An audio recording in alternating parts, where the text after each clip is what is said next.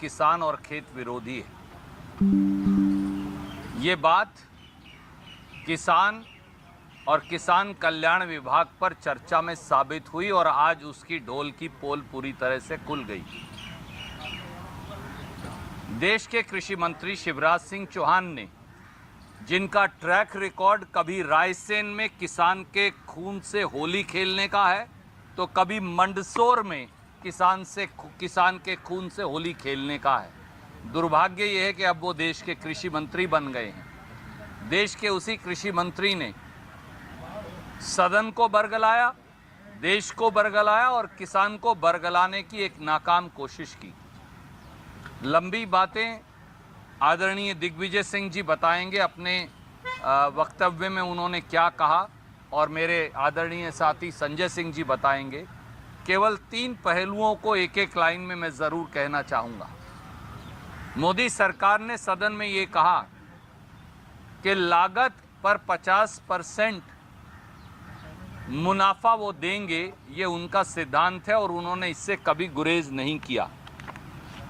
आज जब हमने मोदी सरकार का ये शपथ पत्र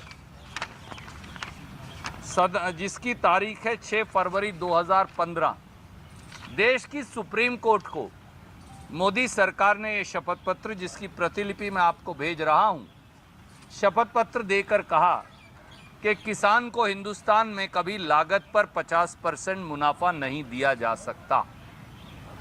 तो सत्य क्या है और असत्य क्या है?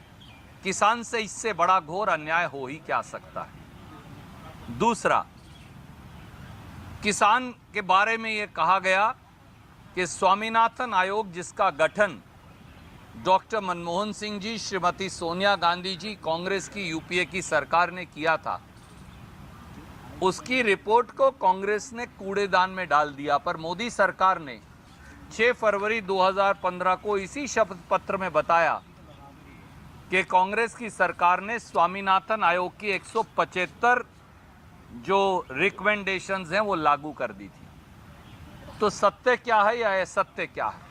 या तो ये सुप्रीम कोर्ट को झूठ बोलते हैं या फिर ये सदन के अंदर और देश को गुमराह करते हैं। और इतना ही नहीं, जिस प्रकार से पूरे विपक्ष को श्रीमती सोनिया गांधी जी के नेतृत्व में वॉकआउट करना पड़ा, वो दर्शाता है कि इस सरकार का चाल, चेहरा और चरित्र, इस सरकार का मुखौटा ही खलनायक का है। ये ऐसे खलनायक हैं जो मुखौटा तो नायक का ओढ़ते हैं, पर जो असल काम करते हैं वो खलनायक वाला करते हैं। और ये बात साबित भी हो गई। इसलिए हमने ये भी सरकार से पूछा कि क्या आपने किसी फसल का भी एमएसपी दिया?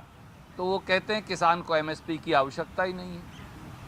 लाखों किसान दिल्ली के दरवाजे पर पड़े रहे, करोड़ों किसान आंदोलन कर रहे हैं कि एमएसपी की गारंटी का कानून लाओ।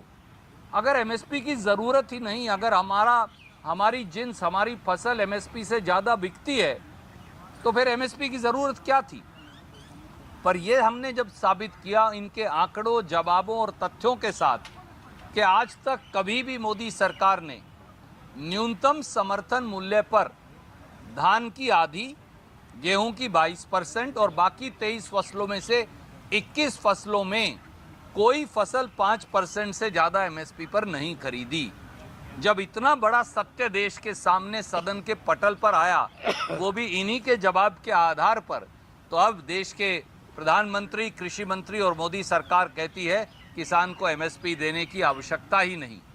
ये बहुत बड़ा रहस्य उद्घाटन है। ये दर्शाता है कि इनकी सोच, इनकी मानसिकता, इनका रास्ता किसान विरोधी है। क्योंकि अब तो डिक्लेयर कर दिया कि किसान को एमएसपी की ज़रूरत नहीं, क्योंकि इनके मुताबिक किसान की फसल एमएसपी से ज़्यादा मिलती है। भैया, अगर एमएसपी से ज़्यादा मिलती तो करोड़ों किसान आंदोलनरत क्यों होते और वो एमएसपी की गारंटी का कानून क्यों मांगते? कई और पक्ष रखे गए किसान के खाद बीज को लेकर, किसान की कर्ज माफ़ी को लेकर। मैं अनुरोध करूंगा माननीय दिग्विजय सिंह जी से और फिर संजय सिंह जी से कि वो उस पर प्रकाश डालेंगे। धन्यवाद रणदीप जी।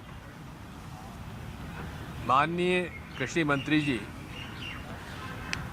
को मैं वर्षों से जानता हूं वो एक आदत से लाचार है, झूठ बोलने के आदी हैं। मध्य प्रदेश में थक गया, लेकिन अब वो केंद्र के कृषि मंत्री हैं। कमलनाथ जी के नेतृत्व में कांग्रेस पार्टी की सरकार ने किसानों का लगभग 37 लाख किसानों का कर्जा माफ किया, जिसमें शिवराज सिंह चौहान जी के ग्राम जैत,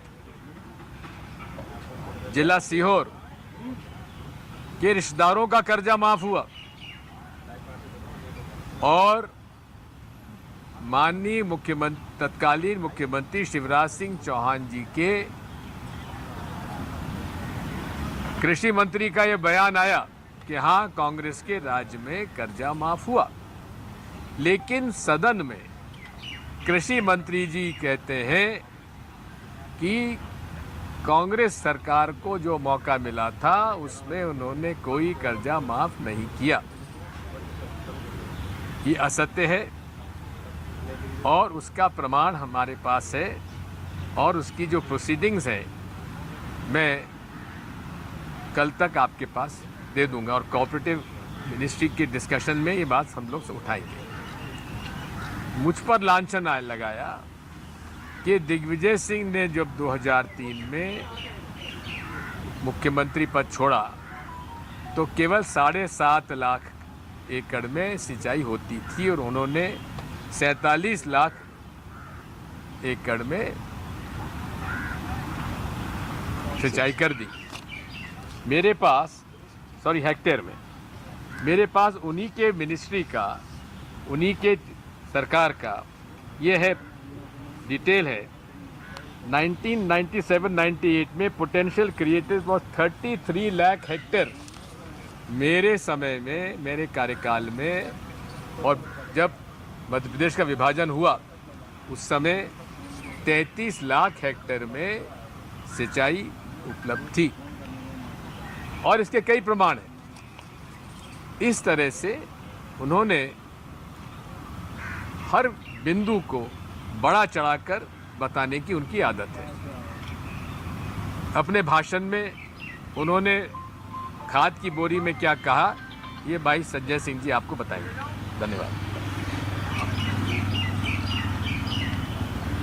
हमेशा से सदन की परंपरा रही है कि कोई भी मंत्री अगर अपने जवाब में किसी माननीय सदस्य का नाम लेता है तो उसको बोलने का मौका दिया जाता है, मंत्री जी से सवाल पूछने का, या उसके ऊपर अगर कोई दोषारोपण किया गया है तो उसके बारे में पूछने का अधिकार होता है।